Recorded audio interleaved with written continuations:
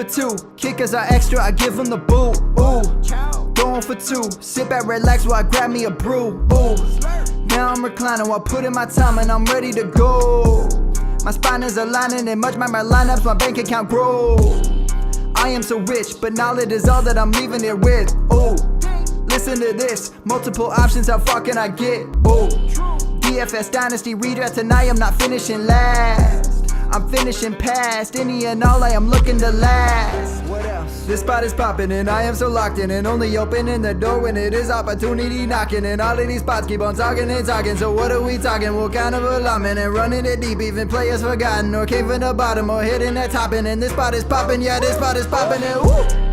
This is the armchair, yeah. Put up your arms, yeah. Sound the alarm, yeah, yeah, yeah. Woo! What is going on, guys, and welcome to the Big Jer Personal League Podcast. I am your host, of course, Jeff Lambert, and you can follow me on Twitter at JeffLambert77. Of course, we are here tonight to break down your 12-team Dynasty League Superflex. But first up, let's meet the panel. To my right, technically, I guess, on the screen to the right, but to the left on my side. But Chew, he's a writer and ranker for GoingFor2. He's also the host of the Father Dynasty podcast, and you can follow him on Twitter at Father Dynasty. What's up, Chew? What's up, Jeff? Ready to rank these teams and hopefully not be too rough on them. Well, I don't know. According to the chat, they want us to be rated R, so I think they want us to. Shane's eyes just lit up. Yeah, that voice you heard down there below me is Mr. Shane Barrett. He is the host of the Red Zone Redemption podcast and creator of the Polly's Playoff Charity Leagues, and you can follow him on Twitter at FFShaneB. You can also find the link to the charity leagues that you're still taking registrations until Tuesday, right, Shane? That is correct. So yeah, get in there. It's a great cause. It's free to join. So yeah, Polly's Playoff Charity Leagues. All right. So before we get to your actual league here, I want to explain kind of how it goes. I know you have done this before. This is your second or third year doing this. We ranked your teams. We didn't rank them worst to first. We ranked them in order that we would want to take them over. So this is not a worst to first ranking. It's just we look at the team, and if we were to take one of these teams over, that's the one we would want to take over. So 1 through 12, we'll count them down tonight. And then when we get to the team that these guys were assigned, they will break down your team strengths, weaknesses, some trade ideas, whatever they want to talk about with your team. And before we get started, I just want to plug one last time the GoingFor2 Personal League podcast have sold out for 2023. But we are running an early bird special right now for next year. So if you want to go ahead and book your PLP for next year, you can save 20%. Just use promo code earlybird24. The link is goingfor2.com/PLP, and the promo code again is earlybird24. Let's go ahead and get into team number 12. Number 12. Number 12 team ranked as high as 11 and as low as 12, and it is Lieutenant Dan's platoon. And Chew, this is your squad. So Lieutenant Dan's platoon. So I had them ranked 11, so I guess we're all pretty much in lockstep of kind of, if we want to take this team over or not. The tricky thing is you've got a couple of older guys that, if it's not happening right now, then I think you need to pivot pretty quickly. And much like all of the teams that I was assigned, don't have a lot of picks in 2023. Thankfully, in 2024 and 2025, they do. So that should be fine. But looking at some of the older guys here, you got Rodgers, 40 years old. You've got Tyreek Hill.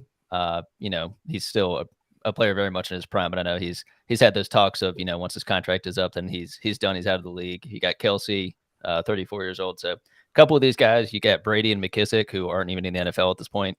So I think the trick is going to be, can you maybe make a couple of moves here to replenish a little bit of capital? I know the 2023 rookie draft you'll be doing here in a bit, I'm sure.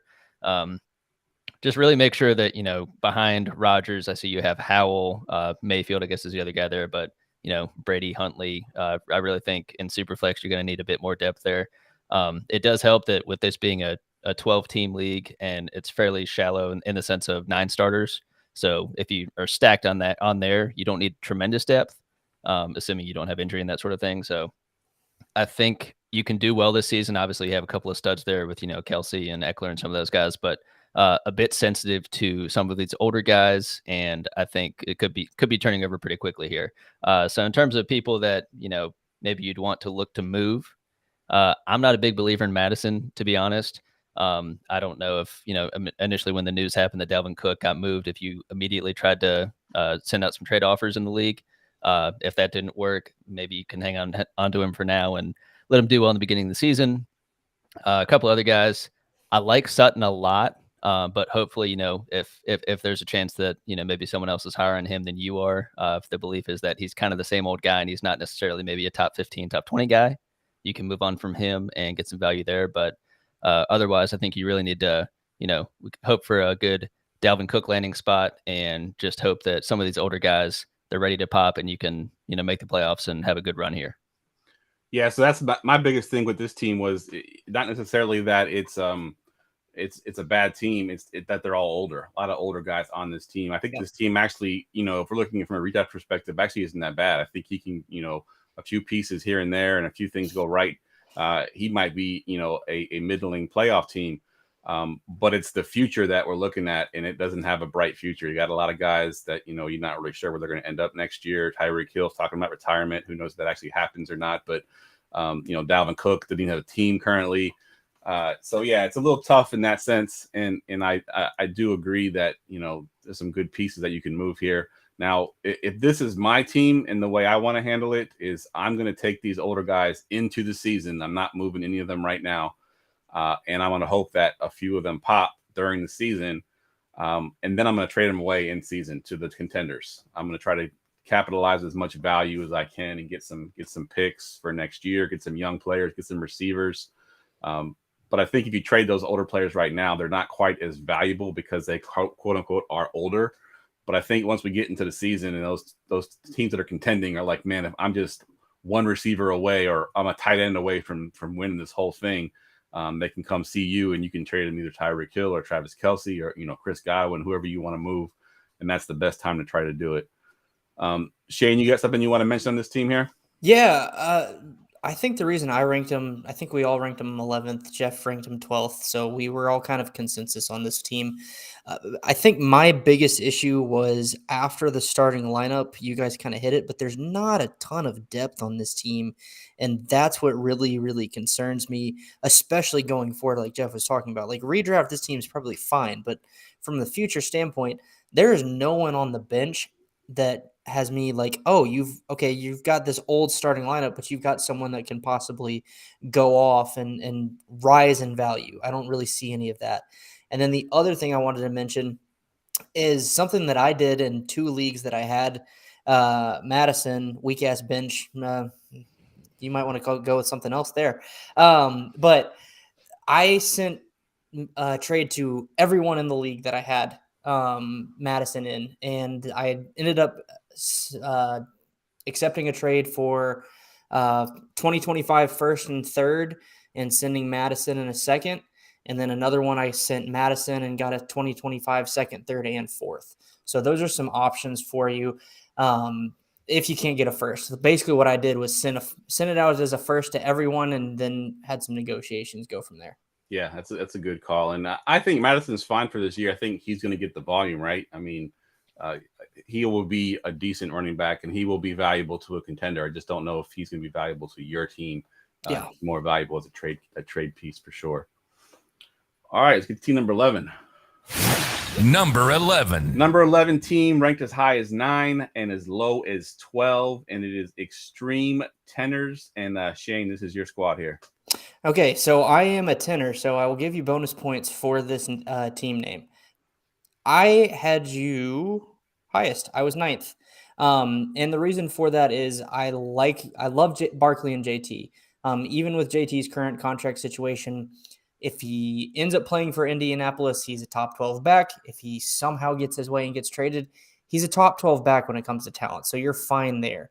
However, the rest of your team screams rebuild to me. Specifically, if we look at your core of wide receivers, you got DK, Amari Cooper, who's 29, and Michael Thomas, who I think is also 29, and hadn't played in 2 years consistently.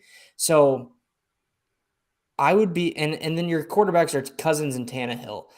They're fine superflex quarterbacks. They'll get you there. They'll be steady. They'll get you points. But they're not going to win you games. I don't think they're going to lose you games necessarily either, but they are definitely not going to win you games. And then you have nobody that's worth a damn to back them up. You've got Mooney and Ingram on your bench, and I love that. And then you've handcuffed Darren Waller with Daniel Bellinger, and I think that's really sneaky, especially with Waller's injury history. However, if I'm trading one more person on this team to try and get younger and get some more upside on this team, it is Darren Waller because you've got Evan Ingram. Yeah, that's a good call. And Evan Ingram I actually didn't even see him down there because he's sneaky. He's hiding down there. Yeah, he is. That's a good call because I'm really high on Evan Ingram. I think he can be a top 5 tight end this year. He's got Tyler Boyd too. Like that's a decent wide receiver 3 flex option. Van Jefferson, who knows what the hell is going to happen there? Thanks for highlighting this on the spreadsheet, whoever's doing that. But then your running backs, they don't excite me after your starters. You got Jeff Wilson Jr. He'll play 4 games and then get hurt. And then you've got Josh O'Kelly, who I think is going to get surpassed by another back that I'll talk about later. Chuba Hubbard, I think he's got a ton of upside, but he's got to figure out a way to get on the field and stay on the field. So that's kind of wrapping up my my analysis there. Yeah, I agree with everything you said there. I think this bench is better than the last one we just looked at. Mm-hmm. You know, he does have some young pieces. He's got, Nico Collins on the bench, and you could probably drop Julio Jones at this point.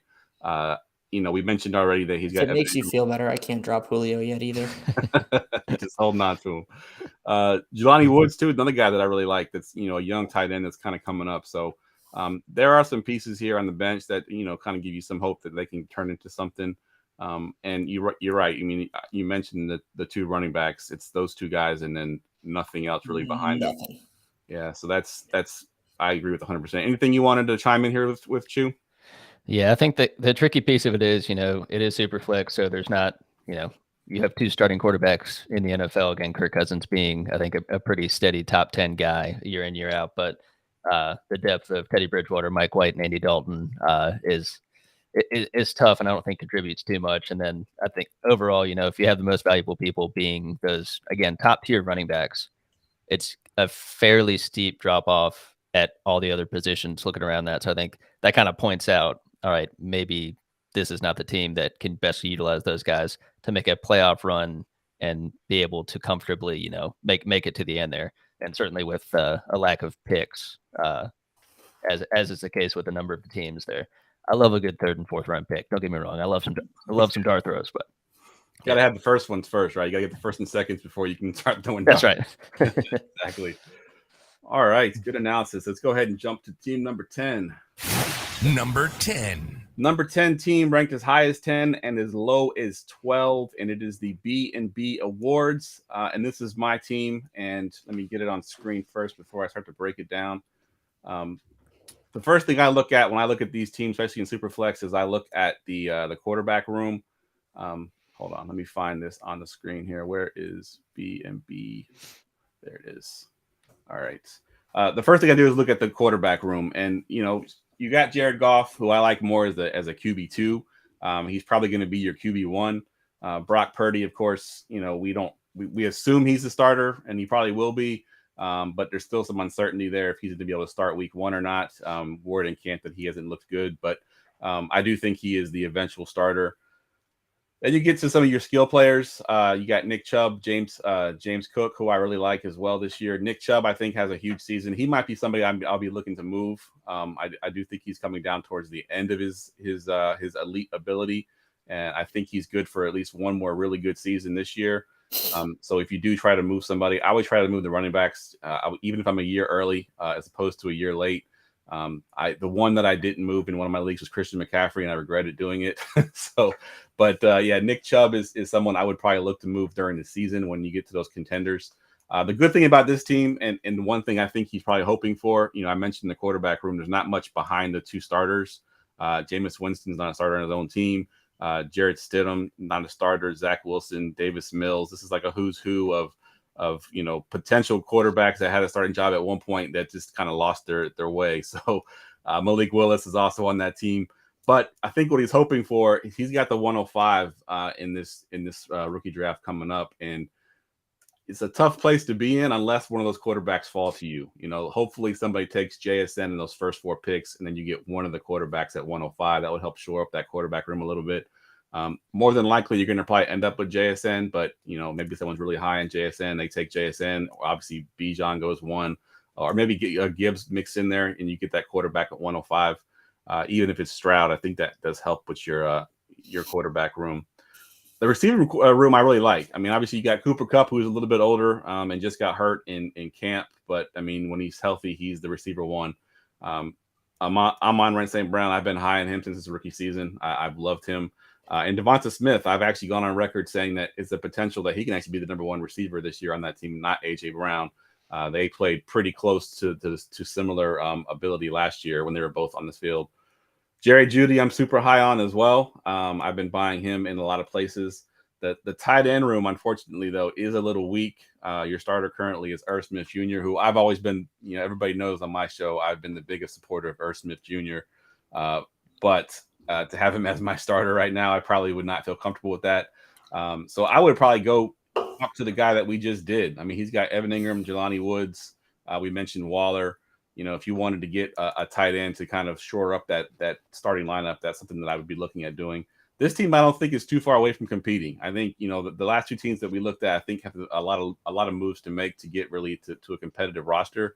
I think if you can land that quarterback at the 105, shore up your tight end spot there, and then hope that Brock Purdy, is the starter week 1 and puts up some good points, and then Jared Goff kind of does what he did last year with some more weapons this year.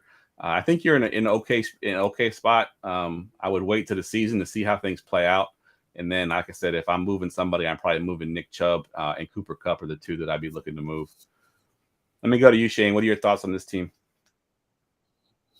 Yeah, I ranked him 12, and I think it was simply because of the quarterback room. Goff and Purdy, especially with Purdy's injury being up in the air of when is he actually going to play.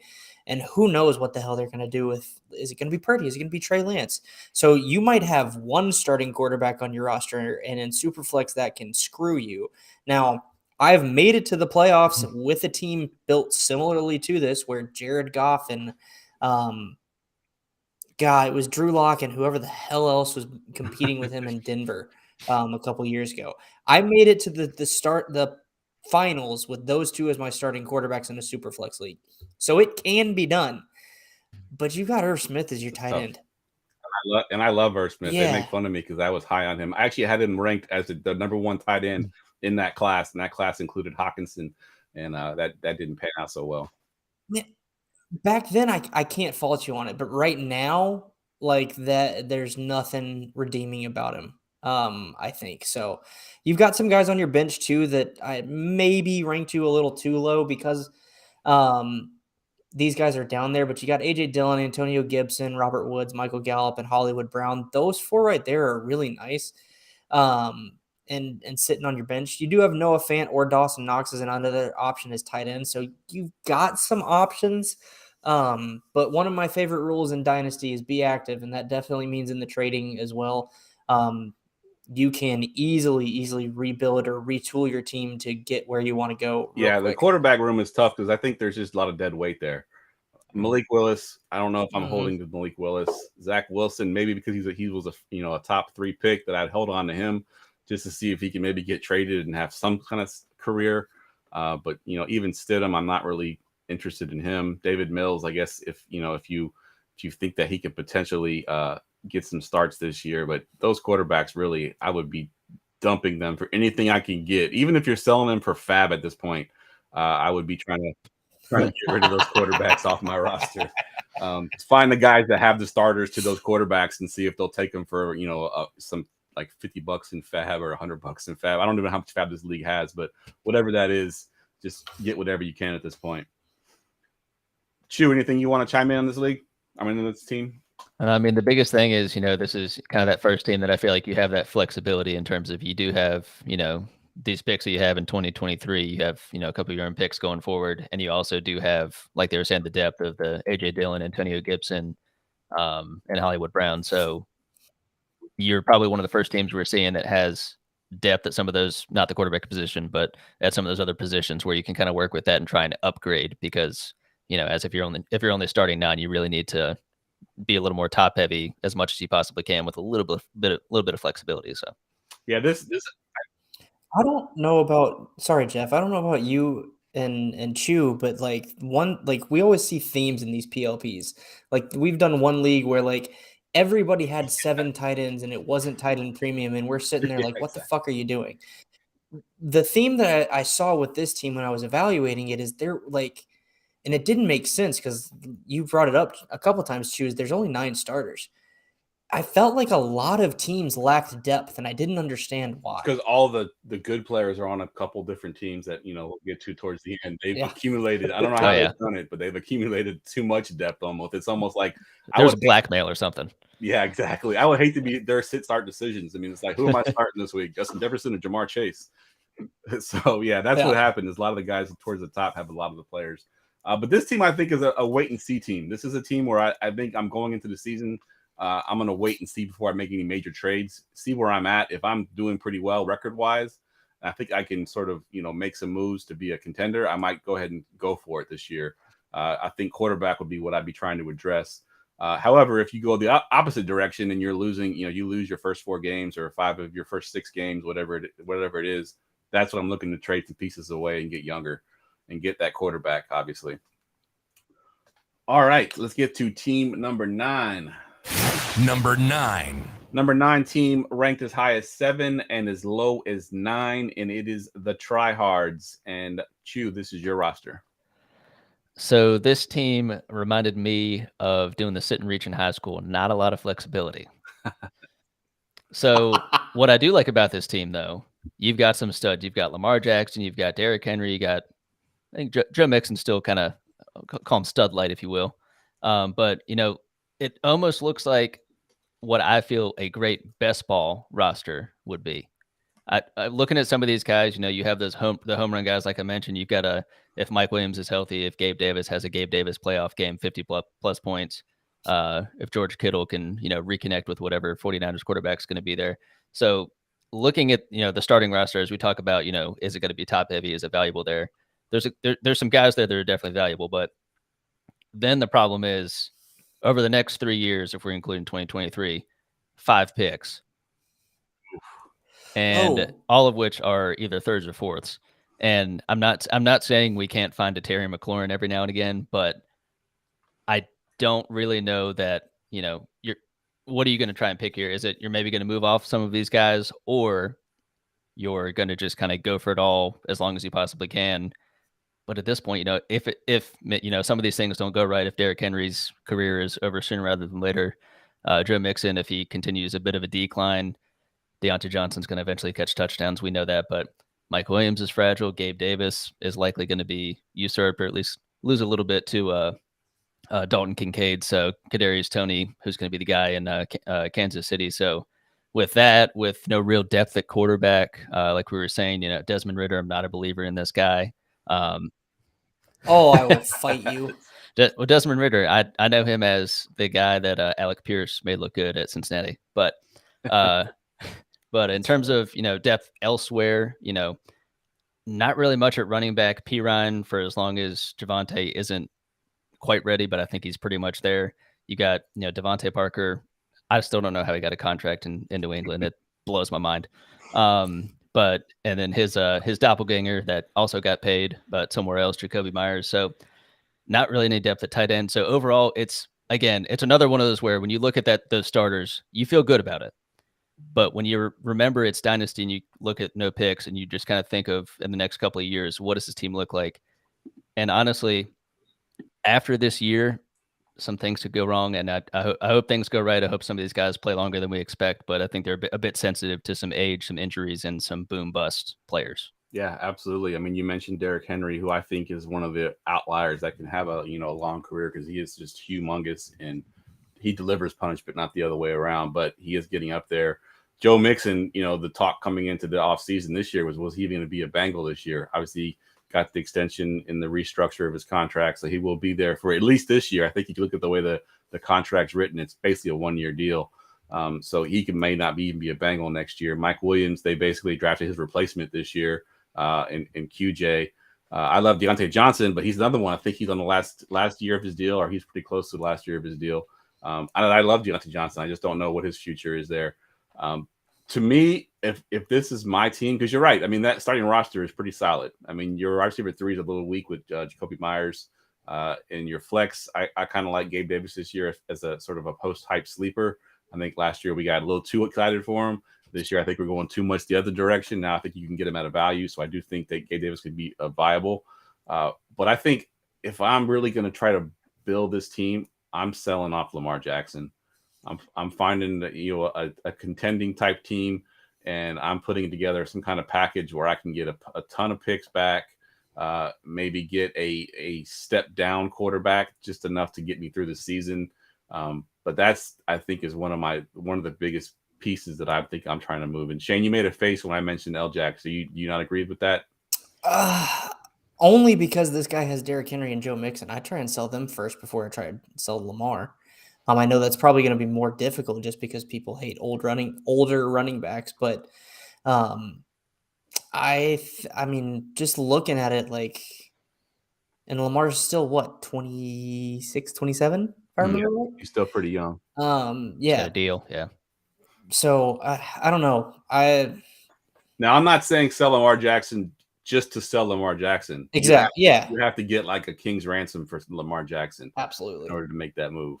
I'd be okay with that. But I don't know. I don't question you. Just I question that. Fair enough. We're allowed to disagree. All right, let's get to what we got. Team number 8. Number 8. Number 8 team. This team was all over the place. This team was ranked as high as 2 and as low as 10. So this one was really a dramatic difference here. And it is Super Busy Hospital. I'm guessing maybe he's got a ton of injured guys. And this is your team, Shane. Yeah, so I'm going to go ahead and apologize. I ranked you at 10, and I did not see the picks that you had. You have a shit ton of picks, and that is awesome. Now that I've apologized, I am going to rip you a new asshole, because why in the fuck do you have Kylan Hill and Sammy Watkins still on your goddamn team? Kylan Hill was going to be, at best, a third down back.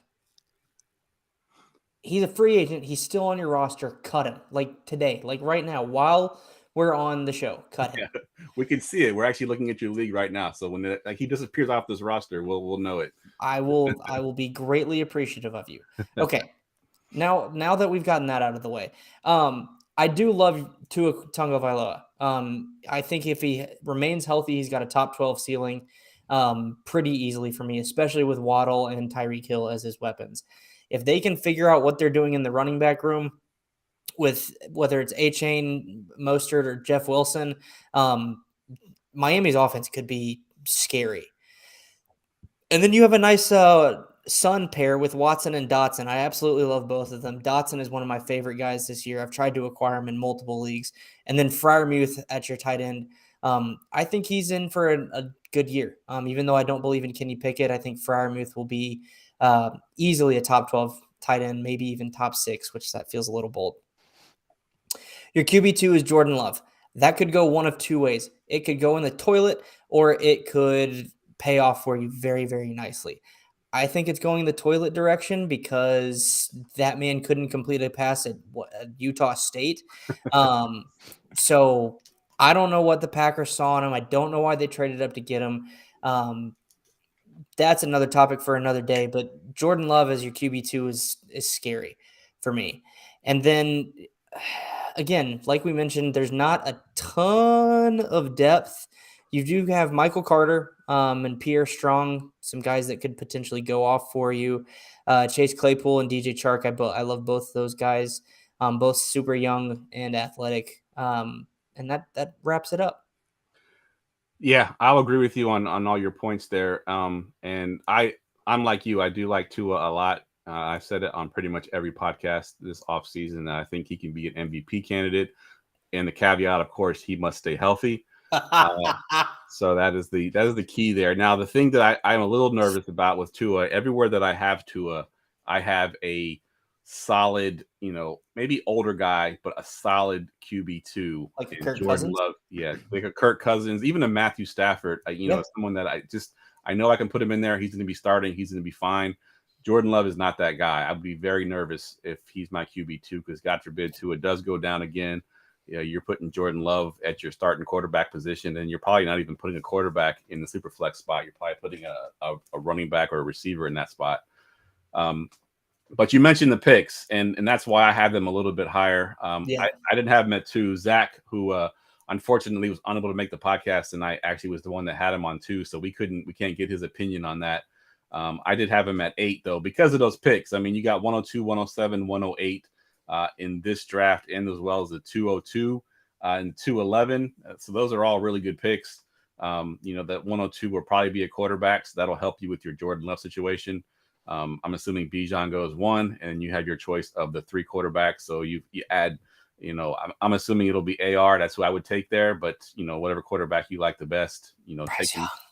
Yeah, you're a Bryce Young fan. But yeah, I like AR just because of the rushing upside. But then you got 107 and 108 too to get some skill players. So there is some opportunities there with the draft picks that if you can hit and nail those guys, you might be okay. Chu, what are your thoughts on this roster here? So the good thing about this one is, with those picks, there are also 2 firsts in 2024. So with this team, you have the benefit of not having a tremendous amount of like cornerstone dynasty players. And that sounds like a backwards compliment, obviously. But I think when you're looking at some of these guys, there are value to some of these guys. There's plenty of these guys that have, been put in articles this offseason as, buy lows or that's guys that people will trade for. Like you can definitely get some value for some of these guys. But ultimately, it would behoove you to, move off of some of these guys as much as you can. And I mean, maybe hold on. If you believe in Tua, you hold on to Tua. If you believe in, say, a Jahan Dotson, or I'm not necessarily a believer in the Jordan Love, Christian Watson experience, but if you can get someone that maybe even package them together and give someone a stack there if they want them. So overall, as you see my Panthers gear behind me, I love anyone who's still in Dynasty will roster Matt Corral, but overall, I think trading and getting some value that you can would be good. But yeah, first one to see this many first round picks in this league, and that's always a good thing. Yeah, definitely a good thing for sure. He's accumulated a number of picks that can definitely, and you don't have to always take the picks. You can always sell those. Not now because once you get close, now you could probably sell the 2023s if you want to, because their value is probably super high. But even the 24s, you don't sell them until you get closer to your draft. They become super valuable at that point. All right, number 7. Number 7. Number 7 team ranked as high as 5 and as low as 9. And this is my team, and it is Carpool Boys. So a peek behind the curtain when I do my rankings here, we have them on a little spreadsheet. The first thing I do is look at the quarterbacks they have starting when it's Superflex. And I looked at Jalen Hurts, and I said, check. I don't even have to look at the QB2 at this point, but then he's got Geno. And then Jimmy Garoppolo is also, he's a good quarterback 3. So quarterback room is pretty good. So I immediately moved them a little bit towards the left. I am the highest on this squad. I do have them at 5. And then you look at the running backs. I'm really high on Josh Jacobs as long as he can come back and play for the Raiders. It's a little bit of a situation right now to monitor, but I do think he eventually will sign and play. And then Najee Harris. I'm a believer in Najee Harris. People are hating on him. If you look at his season last year was not that bad. I think if you take from his bye week to the end of the season, he was actually the RB7 or RB8. And he had that injury earlier in the season that kind of slowed him down a little bit. And he's going to get the volume. That's just Tomlin's style. He will ride one running back, and I think he will get the volume. Your receiver room is a who's who of older receivers. You have all the guys that I would be looking to try to move. Keenan Allen, I think he's viable for this season. I think he's maybe viable for next season, but he's getting up there. Mike Evans is also getting up there. He's been the model of consistency, but he's getting older. Tyler Lockett, I think they just drafted his replacement this year. I think maybe he has one more season. Even Devontae Adams, I love him as much as the next person. I think he's still a top 5-ish, 6-ish receiver. He's getting up there a little bit long in the tooth as well. And you look at your tight end, you got Goddard, who obviously is one of the top tight ends to have. Your bench is lacking a little bit of depth. You've got a couple good pieces in there. Some guys that I don't think need to even be rostered. Like I don't know if Amir Abdullah does anything for anybody. I'm not really seeing that. In the rumors that Sam Darnold is the best quarterback in camp, don't buy that. They're just talking him up. He's going to be the QB3. So I don't know if I'm holding on to a QB3 for a team that runs the ball as much as the Niners do. But you do have some guys, Russell Gage is usable. I think Devin Singletary is usable. James Conner could have a huge season this year. He can be sneakily be a touchdown guy. So I think he's. But they just signed Marlon Mack. Get the hell out of here with that. Yeah, he's. I do like James Conner this year. Health obviously being what we need to monitor with him.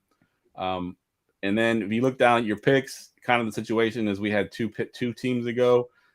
You have 3 picks for the next 3 years. That's not good. And 2 of those are 4th round picks. So unless you are amazing at drafting, I can guarantee you those 4th round picks are not going to be great. They're going to be super dart throws, so it's not really going to help you.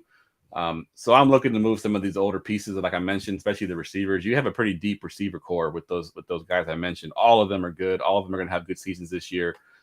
So you sell them during the season when they have one of their big games. If Mike Evans has one of his huge, 2 touchdown type games, or if Keenan Allen has a game where he catches 10, 11 passes and a touchdown, that's when you try to move those guys, get as much value for you as you can, get some picks for next year. But overall, this team, I liked it a lot. Like I said, I had him the highest. I had him at 5. Well, me and Chu are tied. Chu also had him at 5. Let me get your thoughts on this team, Chu, since you had him as high as I did. Yeah, I saw a lot of the same things. I mean, again, it's quarterback is king. So when I first saw Jalen Hurts, I was like, we're starting off good. There's no way it could get any worse, because it gets better when you have those 2 running backs. You have Josh Jacobs and Najee Harris. But the most interesting thing I thought about this team, when you have that those top 4 receivers, Devonta Adams, Keenan Allen, Tyler Lockett, and Mike Evans, I thought that was very interesting just because, you do have a couple of those younger guys. And I think it's very balanced in the sense of you have, the younger running backs. I know Jacobs, I guess, is at 25, 26 at this point, but the position that I think you're able to have them at the highest age, the higher age apex, that sort of thing, is wide receiver. And you have these guys who are specifically known for being those pretty consistent producers. Mike Evans, a big boom guy, as Jeff was mentioning about having a couple multi-touchdown games and going for his, I think, 9th straight 1,000-yard season. So I like what you've got there. Like, you do have some solid quarterback depth also. The 3 picks is a bit of a hindrance, I would say. I mean, I'd definitely get back to me and let me know what those 2 fourths do for you. But yeah, I think moving on from 1 or 2 of those wide receivers, if you can, would be incredible. And you still have Jalen Hurts, and you'll be fine. Yeah, I agree 100%. I think this team has done some good things. There's a few things he can do to improve. First thing would be go drop Amir Abdullah immediately. So, but yeah, I think a good team overall. All right, let's get to team number 6. Number 6. Number 6 team ranked as high as 3 and as low as 9. And Chu, this is your squad. It is Pigskin Princess. Well, first off, a cool name, but I think you should probably get Chris Moore from Lieutenant Dan's platoon, and then you can just change your team name to More. As you see, you got a couple of Moores in there. But jokes aside, I really like. Excuse me. I see some studs in here with Burrow. You have Javonte Williams, a guy who I had him as the RB1 of his class. No offense to Travis Etienne. I think when we were talking about Dynasty Cornerstones a couple of teams ago, having a Jamar Chase, having a Chris Olave, T. Higgins, again, I do think he ends up maybe not being re-signed by Cincinnati, just how they traditionally handle their team and their money and that sort of thing, and maybe still possibly going elsewhere and being the alpha somewhere else. So still a great wide receiver there. TJ Hawkinson, he's in a tremendous situation in Minnesota, certainly for as long as Kirk Cousins is there. We'll see what happens after this season. This was an interesting one too. You've got again, the most important thing in Superflex, quarterback depth, but also, if you have a starting quarterback, I don't even care if it's Baker Mayfield. If he is one of the guys that you have as depth, preferably the third quarterback, fantastic. And what you have here is, even if Russell Wilson isn't what he used to be, which I don't think he's going to be as bad as last year, but I don't think he's not vintage Russell Wilson. You at least have a stopgap until Kyler Murray comes back. And I mean, Kyler Murray's not done. I understand the weapons are all but gone there, but Kyler Murray can do it with his legs. He's an absolute freak. I know he's a little bit short, but he can, I think, hold up a bit better than if Bryce Young was trying to run too much out there. So, and to go on top of what I was mentioning with those dynasty cornerstones there with the wide receivers, you still also have the depth of Michael Pittman, Rashad Bateman, Elijah Moore, and Rondale Moore. So overall, when we mention how top heavy and like mentioning on the starters, that's very important. A good amount of depth though. And with those running backs, you do have the strong starters with Stevenson, Javonte, but you also have, a couple of guys like, Mostert, I think is going to have his games here and there. Damian Harris, with Naeem Hines out for the year. It's going to be helpful. You've got Zeke. I think he's gonna get a job somewhere. I think he's just kind of he and Fournette and some of those guys are just kind of waiting for their moment. Kamara can't, perfect timing that we're recording this now. Once that news has come out, 3 games, one more than Ronald Jones for doing PEDs. So shocking, pretty incredible. So good thing Ronald Jones didn't also do what Kamara did. So he'd have 5 games total. But looking at this team again in 23, it's a couple of 4th round picks, but what I like is so many young studs on the starting roster. And then you also have 1st to 2nd in 2024, 4 seconds in 2025 on top of a 1st, a 3rd, and a 4th. So I think this is a very well-balanced team. It's like a very, top tier in the sense of you can win now. You don't need to sell anyone off, really. Maybe if you want to move some of those receivers, if you're not, not sold on Pittman, if Bateman gets healthy and has one good game, probably trade him because he's going to get hurt again. Elijah Moore, if he decides to pop a little bit with Deshaun Watson and you're not really believing in it, you can trade him because you still have Jamar Chase, Chris Olave, T. Higgins. So you've got a great combo of studs, enough depth that is tradable, and then you could just accumulate more draft capital, keep going. Yeah, so your breakdown here, I'm looking at this roster, and I had him the lowest at 9, and I'm like, what the hell was I looking at? I mean, this is a good squad. I don't know what I was looking at and why I had them at 9. You don't like talent. Yeah, maybe that's what it is. I should have had this team much higher. I mean, that starting roster is super solid. I mean, you got Burrow. Typically I wouldn't want to have Chase and Higgins, but when you got Burrow, you got the stack there. They're going to put up a ton of points. Why not? Chris Olave, I love. Javonte Williams, I love. You Olave him? I Olave him. Yeah, and Ramondre Stevenson's a guy I like. And I honestly, I'm sorry, Pigskin Pick'em, or what is it? Pigskin Princess. I apologize. I should have had you much higher. Your ranking should have been higher. I don't know what I was looking at when I did this ranking, but yeah, great breakdown. Anything you wanted to say real quick before we get to Team 5? I was just going to say that I did have them ranked 3 because I can read. And I think I agree with you on the Burrow, Chase, and Higgins thing. I'm almost considering telling this person, try and pair, let's say, T. Higgins and Michael Pittman and go get a stud running back. Because I don't know if I trust Ramondre to be that top 12 running back. Get out of here. And I also don't know how much I trust Javonte's knee, at least early on. Long term, like I love Javonte Williams this year, but he's been my RB3 pretty much anywhere I've taken him. And so as RB2, that just with the injury, it makes me a little nervous. So I would try and trade one of those stud wide receivers or pair 2 of them and go get a top 12 running back.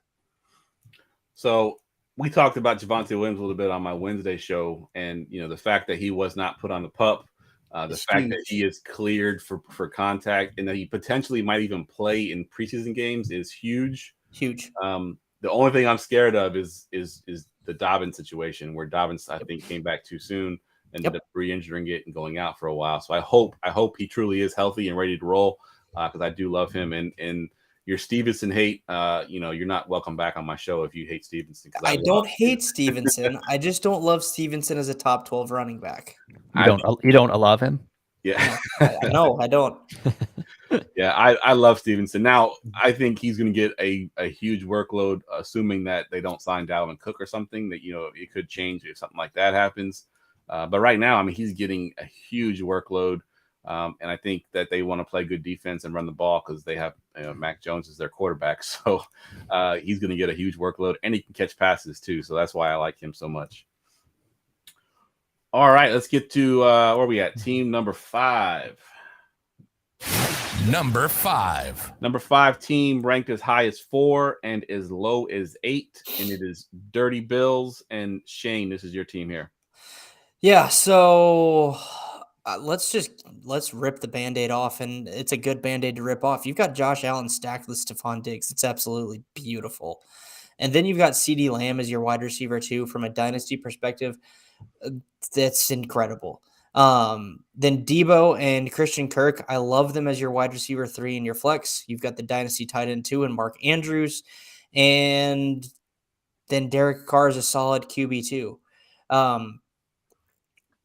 me go back to my notes real quick. I love that you have Isaiah Spiller and Brian Robinson. Spiller is a guy that I'm super high on as a dart throw, especially like with some question marks about what Eckler's going to do. And then also, like, we haven't seen Josh Kelly actually take over that second back role in LA. And I was super high on Spiller last year as a rookie. Don't know what happened with him in the draft, why he fell like he did. He was my RB1 at one point. And so I really like Spiller and like the talent to take over as the RB2 in LA. And then Brian Robinson's a starting running back. Like, even if he splits time with Gibson, like, he's a great depth piece for you on this bench. Yeah, we talked about Brian Robinson on my show too, and my co-host Ryan loves Brian Robinson and can't figure out why he's being drafted so late in drafts right now. He's going to get a huge workload. I mean, even with Gibson there, I think they're going to run the ball, and I think Robinson's going to have a ton of touches. And the word, I live in Washington D.C. Yeah, there's rumors that he's catching passes now too. Brian Robinson is, which is buddy, even more value. So. Love that. And then just to wrap it up, Alan Lazard and Cole Kmet are 2 great pieces on your bench that I really, really like. The last comment is I don't love your starting running backs. I've never been a Miles Sanders fan, and Isaiah Pacheco, like, looking at his stats last year in the league, he didn't have great fantasy points per game. Now, the upside is there, the volume is there, and obviously you want to take running backs attached to great offenses, and that's what Pacheco is. Sanders, who the hell knows? But, and this is the biggest but I can give you, the way that you have your team constructed, these 2 running backs are absolutely perfect for it. So it really doesn't bother me that much. I had this team highest ranked at 4, and then go down and look at their draft picks. I totally missed that. I always do. Jeff can tell you. I always miss the draft picks. But you got 111, 203, 208, 210. I know who I would be targeting at those picks. I won't spoil it for your league mates, but there's some good players that you can get and add to the depth of your team there. So yeah. I like this team a lot. I may have been even low at 4. Yeah, the 111, I think you could probably get a decent running back in that group there, so he can shore up that running back group. Because you're right, as much as I love Pacheco, he doesn't catch passes, and he plays in the most pass-heavy offense. So if you're a running back that doesn't catch passes, that plays in a high offense that plays with a lot of passing, you're not going to get a ton of points there. You're going to be reliant on touchdowns. Which if you're going to rely on touchdowns, do it with the Chiefs. Yeah, but it's going to be tough for him to really give you week in and week out production. Yeah. All right, team number 4. Number 4. Number 4 team ranked as high as 2 and as low as 5, and it is Dr. Watson OBGYN. And this is Christ. This is my team here. Again, what I do with my team is I usually look at the quarterbacks, and I had them a little bit lower than most of them because of the quarterbacks. You've got Deshaun Watson, who we think can bounce back. I hope he chokes. Was that? I hope he chokes. Yeah, I know you do. You're not a fan. And then you got Matthew Stafford, who I like, as a QB2, but then behind him you've got Jacoby Brissett and Bailey Zappi, who, if things go right with their teams, they won't even be seeing the field. I'm trying to do two things at once here, trying to find the team on the screen as well as talk about the team. So let me just do one thing and get that on the screen. There we go. And then you look at your running back room. You got some question marks there. Two guys that are, J.K. Dobbins obviously had a good end of the season last year, but, he's got some issues with his contract, I guess. It hasn't even shown up for camp yet. And then is he fully healthy? We think he is from last year, but you never know. Cam Akers, another guy that had a really good, last 4 or 5 games of last year, and we think he's going to get the workload this year, but there is some question marks as whether or not he will or not. Your receiver room, I love Brandon Ayuk. I'm a Niners fan, so that doesn't take much for me to say that, but I love him too. If it like helps validate it a little validate. bit. Thank you. That's the word I was looking for. Yeah. I truly think he is the number one option in that offense now. It's not Debo in the passing game, at least. I think Christian McCaffrey overall is probably the number one option, but Brandon Ayuk, the word in camp right now is he is absolutely crushing it, and he is completely unguardable. And that's a good defense he's playing up against in practice. So if they're saying he's unguardable against that defense, I do believe it. Sky Moore in the starting lineup kind of hurts a little bit. I'm not too high on Sky Moore, and Juju's another one that kind of brings it down a little bit, which is why I think I didn't have many higher than that. When you scroll down to the bench, again, some good pieces here, some guys that really need some things to happen. I like John Mechie. I do think that he has the potential at least to be a top receiver in Houston. Wandale Robinson was really good until he got hurt last year. Can he step back into that same role he was in last year? Let's hope so. Trey McBride, I've been drafting this guy late in all of my drafts. I got him in the Scott Fish Bowl super late. I think if you look at his last couple of games, he started to really come on at the end of the year. Zach Ertz is not going to be starting the beginning of the season, so I think Trey McBride's got opportunity to sort of show out there. And the situation in Arizona is a little shaky because of the quarterback, but I do think if Colt McCoy is the starter, I think he is good enough to at least give the guys that we want to have fantasy value. I think guys like Marquise Brown, guys like Trey McBride, I think he's good enough to get those guys some value. James Conner. James Conner. If the rookie starts, I'm a little bit more leery on that. I'm hoping that Colt McCoy is the one that starts the season at least. Other than that, looking at the draft picks, you have the draft pick everybody wants. Basically, you got the 101.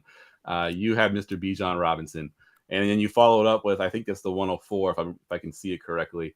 So you're going to get a decent quarterback as well, probably. So that really helps this team out. You're probably moving, one of those players out of your lineup. Bijan's going to start there, which shores up that running back room. And then the 104, helped your quarterback room too if you do end up taking a quarterback at 104. So, you have a quarterback 3 behind Watson and Stafford.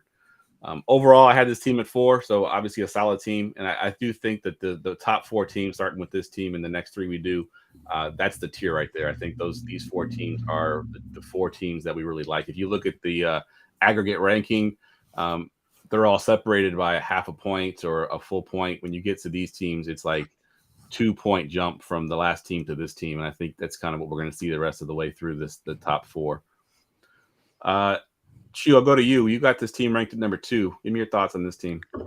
Yeah, so everything you said, with the starters they've got, there are some good ones to build around with, Deshaun Watson, Brandon Ayuk, maybe one of the running backs. I know there's a bit of ambiguity with, these guys being hobbled with injuries over the last couple of years. But I think, with not a lot of depth on the bench, looking at the draft picks this team has been able to assemble with the 101, the 104, in 2024, you have 3 firsts. In 2025, you have, I believe, 2 firsts. So to have that starting roster and have those firsts over the next couple of years, I think gives you tremendous flexibility in the sense of, I don't think that this, a lot of things would have to go right with the Sky Moores and the Chigakonkwas and that sort of thing, and the Rashad Whites to have this team, in the play, like comfortably in the playoffs. But I think, the important thing is you have that quarterback, Stafford is, again, a good second quarterback, but there's not, the Bailey Zappi and Jacoby Brissett's not too much. But with those draft picks, you'll be able to, steadily, gradually build a team. And you do have a couple of guys on here that are maybe some flashy names. You've seen some camp news or something that you could possibly move them for, at this point, you don't need more draft picks, but maybe use some of your seconds and thirds pairing with some of the Sky Moores and that sort of thing to level up and to really improve that starting roster into some young dynasty players that once you're really ready to compete, you're good to go. Yeah, and that's another reason why I had him 4 is because of so many picks that he has. Like, peek behind the curtain, I take a screenshot of the draft picks and I put it on the spreadsheet. I had to shrink his draft picks in order to fit it on the spreadsheet because it wouldn't fit. So yeah, he's got a ton of picks. So and we've always said this on the PLPs that draft picks are kind of like the currency in Dynasty. You can, if you decide you want to go all in and go for a championship, you can use those picks to buy pieces.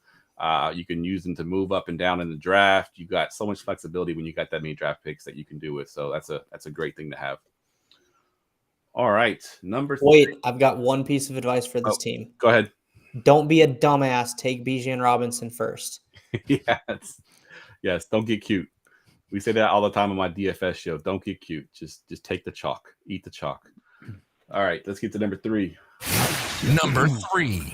Number 3 team. So the next 3 teams, like I said, were kind of a close tier. They were all ranked number 1 by at least one of us. And this team was ranked as high as 1 and as low as 6. And this is your squad, Shu, and you had them at 1. This is the Country Road Fat Mahomes.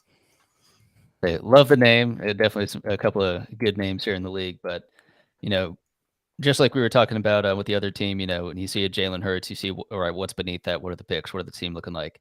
You see Pat Mahomes, and you're like, I already feel pretty great.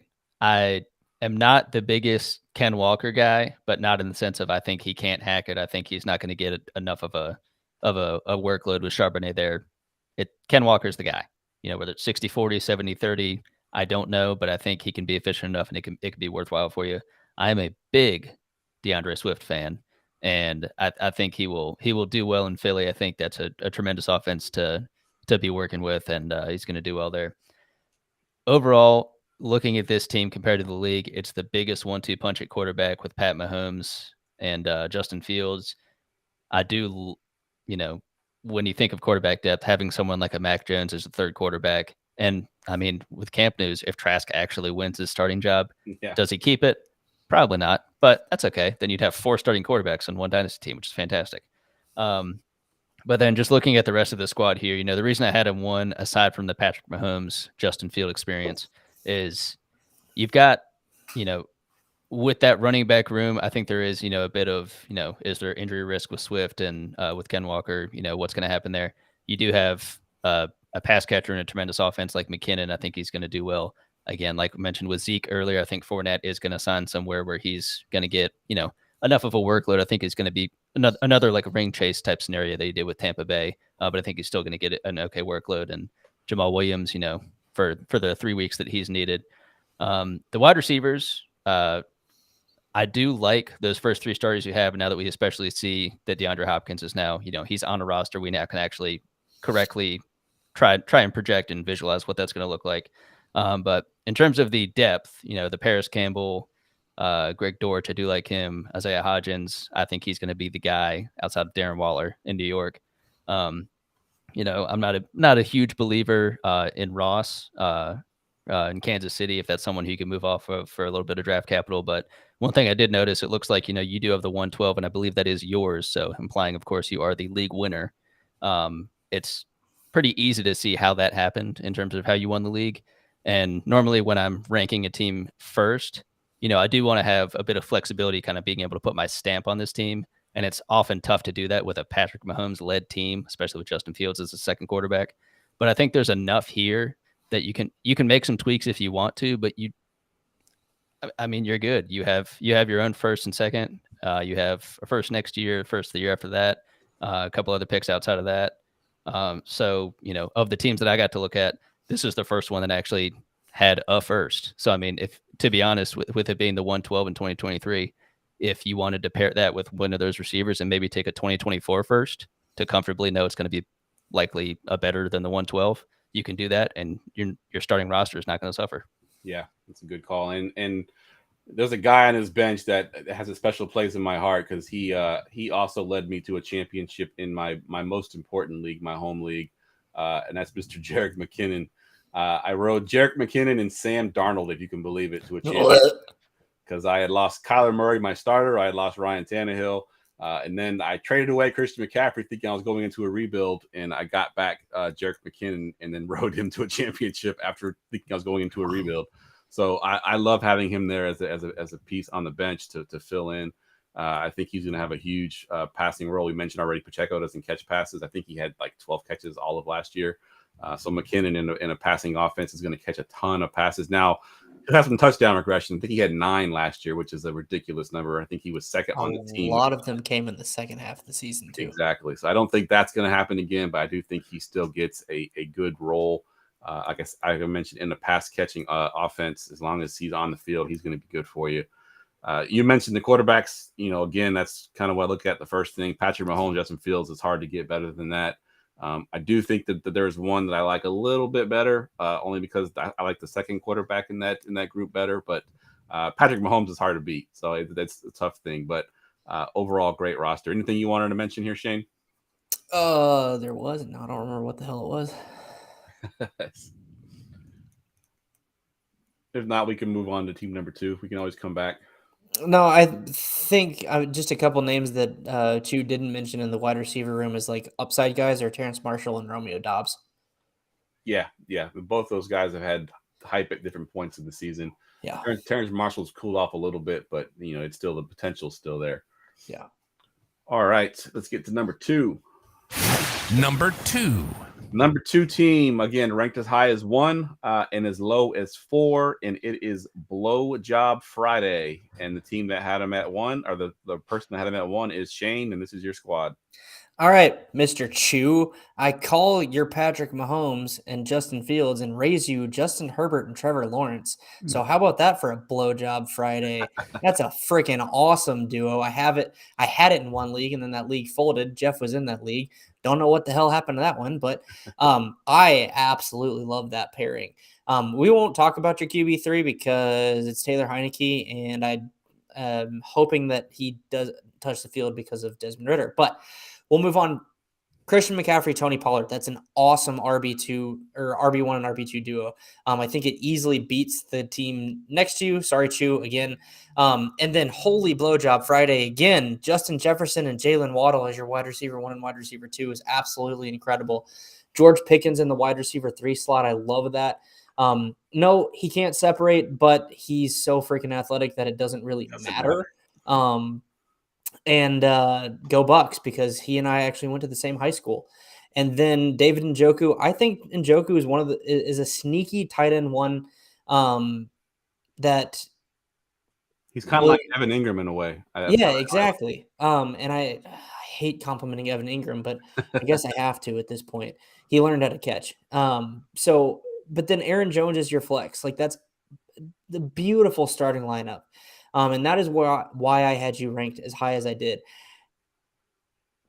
I guess we'll call it buyer's remorse. Looking at your bench, there's a little bit of a lack of depth there. I do like Duvernay, but I think with the draft that the Ravens had, he's kind of on his way out. Chase Edmonds, I think, is a sneaky pick for running back if Rachaad White doesn't work out. But I also think Sean Tucker is a guy that could sneak into some carries there in Tampa. And then David Bell and Calvin Austin are 2 good dart throws. Here's the only problem with Blowjob Friday. You ruined your team with Taysom Hill. That guy gives blowjobs to Sean Payton. I hate that guy. I don't know what he had on Sean Payton or the Saints front office, but good Lord, why does that man play so much and steal so many targets, carries, and touchdowns from the guys that we actually need them to go to? Yeah, that was Taysom Hill's job, basically, is to piss everybody else off. Everybody. Nobody started Taysom Hill, unless you absolutely had to, because you never knew when that game was going to come. And then it would come and it would ruin, whoever you have on your team that you needed that touchdown for. Yeah, he's very frustrating. Exactly. He's a good DFS play when you just want to punt tight end. You just threw him in the tight end position and hope that he had 2 touchdowns. I've got him in Scott Fish because I feel like this year in Scott Fish Bowl, he's the perfect player. And I basically free, right? Yeah, well, and I drafted Kamara, so I just took Kamara out of the starting lineup today and put Hill in because I'm like, well, Hill's going to get carries for at least 3 games. Yeah, that's a good point. I too had this team at 1, and you mentioned it. The quarterback room is the one that I thought a little bit better because while Patrick Mahomes is better than Justin Herbert, I don't think the difference is as big as Trevor Lawrence to Justin Fields. And I love Fields as well, but I just think Trevor Lawrence is going to have a huge season. I think he's the Jeff, next. you and I have never agreed more on a show, I don't know. think. But I think we are in the minority when it comes to Lawrence and Fields. Like everyone is projecting Fields to have a massive year. And I don't think that's out of the realm of possibility. I just absolutely love Trevor Lawrence and what they've done in Jacksonville to set him up for success. And he's not being coached by the best kicking coach in the league anymore. He's actually got an actual NFL coach going into year 2 with that coach and getting a true wide receiver 1 in Calvin Ridley. Like, I'm so ready for this offense. And they are my new favorite team, if you didn't see that. Yeah, I did see that. and I think this offense is wheels up. The only thing that holds me back is the fact that they're the Jaguars and they just find ways to screw everything up. Yeah. That's the only thing. But you mentioned all the weapons that he has. This offense was pretty good last year. They add Calvin Ridley to the mix. I think Lawrence is going to have a huge season. You mentioned the starting lineup. There's no weaknesses there. I love George Pickens. He's your receiver 3. We've already seen in camp how ridiculous some of these catches. Oh my God, that one catch against Joey Porter Jr. was disrespectful, ridiculous. He even had one early on. I don't know if y'all saw this one, but he was catching passes from the jugs machine, and it was like literally a 3-yard pass that he juggled and then had to jump forward and catch it with one hand, and he did that. It was like ridiculous. Like the guy is insane. So hopefully he pans out, but I do like this team a lot. I also have them at number 1.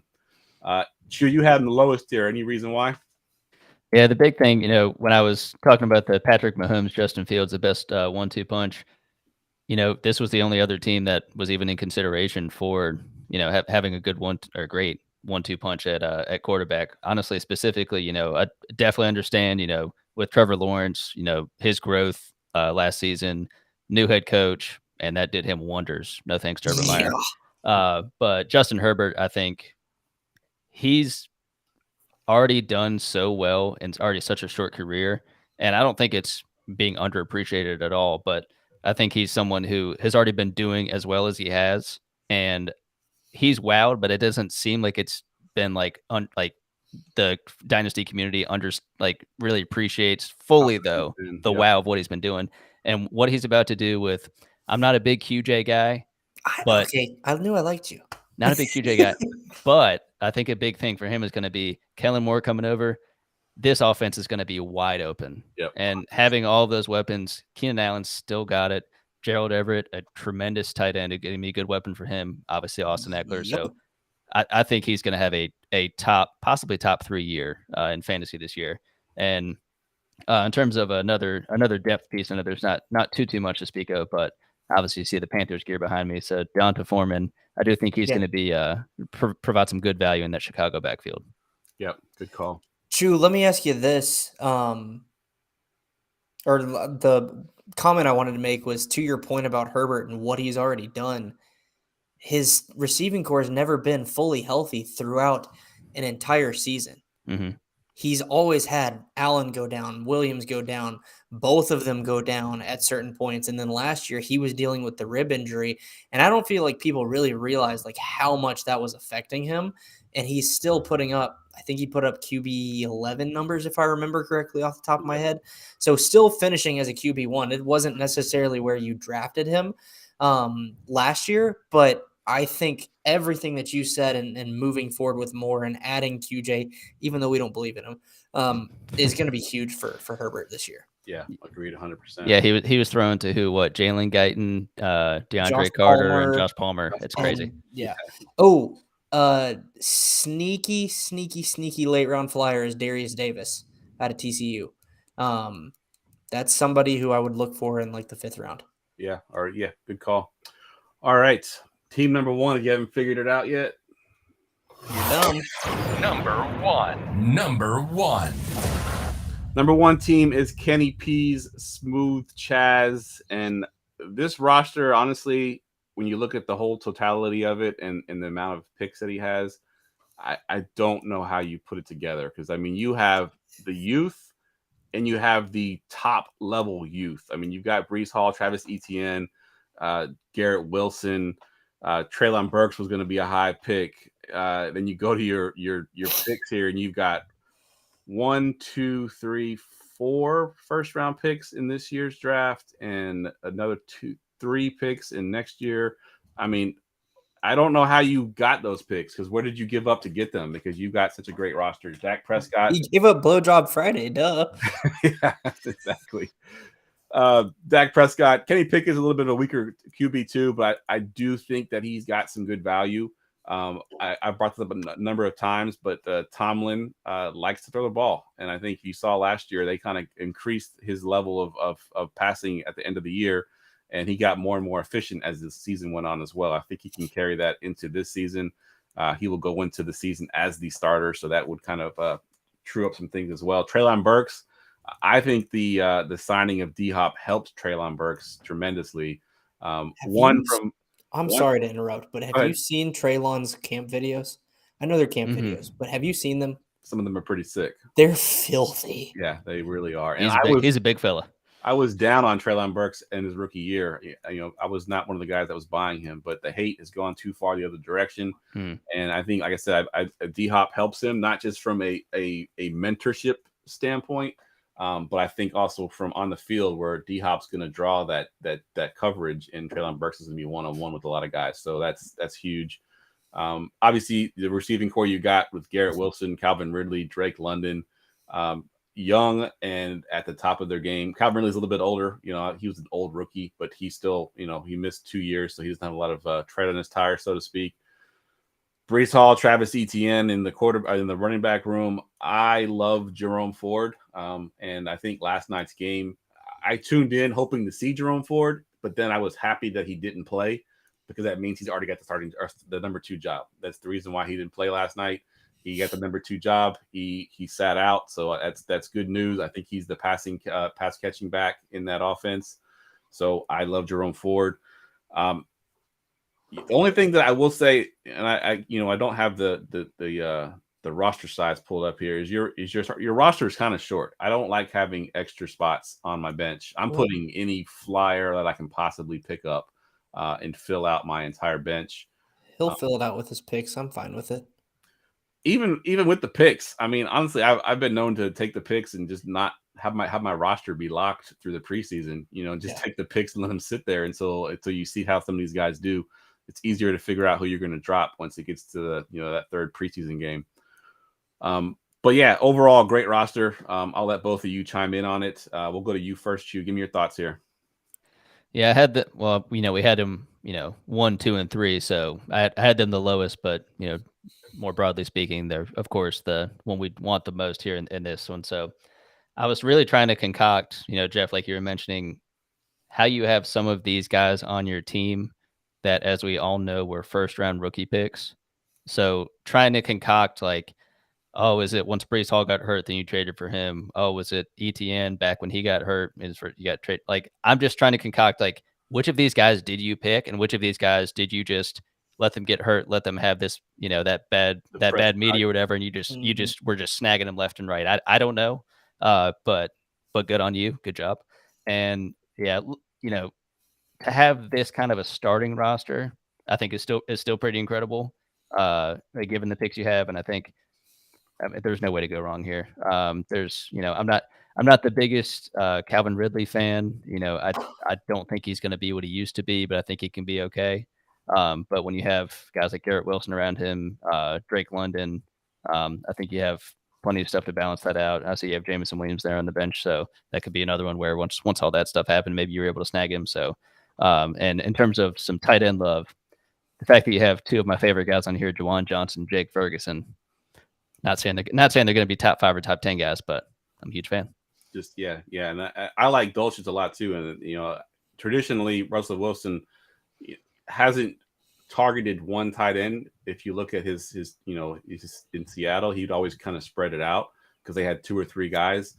I think Dulcich is the man in this offense, though. So if you were to take all of Russell Wilson's targets to the tight end and put them into one guy, I think Dulcich is going to be huge this year. So he's somebody I'm definitely looking at. And like you mentioned, the picks, the 103 and the 106 are going to be, immediate starters right off the bat. 109, you're probably looking at maybe Zach Charbonnet, or maybe if you wanted to reach with the quarterback, you can go with AR at the 109. Or actually, no, I'm sorry, it's Superflex. He's not going to make it that far.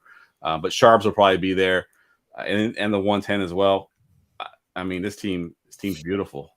Shane, what about you? Anything you want to add to this? Yeah, I think I had them at 2 simply because of Kenny Pickett. I think Kenny Pickett is garbage. But I think Pickett and Najee both have room for improvement because the Steelers finally drafted offensive line. So if that's my hope for Pickett, is that he's going to have enough time to throw. And he does have, he's a good athlete. So, and then I will disagree with you, Chu. I love Calvin Ridley. Before all the crap went down with his suspension, he was my dynasty wide receiver 3 at one point. He's only 29 and obviously missed the last 2 years. So, I think Ridley is hypercharged for a comeback. And Etienne's one of my favorite players. So I love this roster. I think the only reason that I had it at 2 was because of the QB2 situation. Pickett, I'm not a believer in. Lance, who knows what the hell's going on with that? I'm not a believer in him either. But then you can shore it up with your picks. And I missed the picks because I don't ever fucking look at them. So, but Dak, I love Dak. So it's a great team. They were second, right behind the team that I had first. So yeah, and JBK in the chat says, was it worth tanking for 2 seasons to have the number 1 team ranked? Absolutely. I'm gonna go yes. Yeah, I'm gonna say it was worth it. Good tank. Yeah.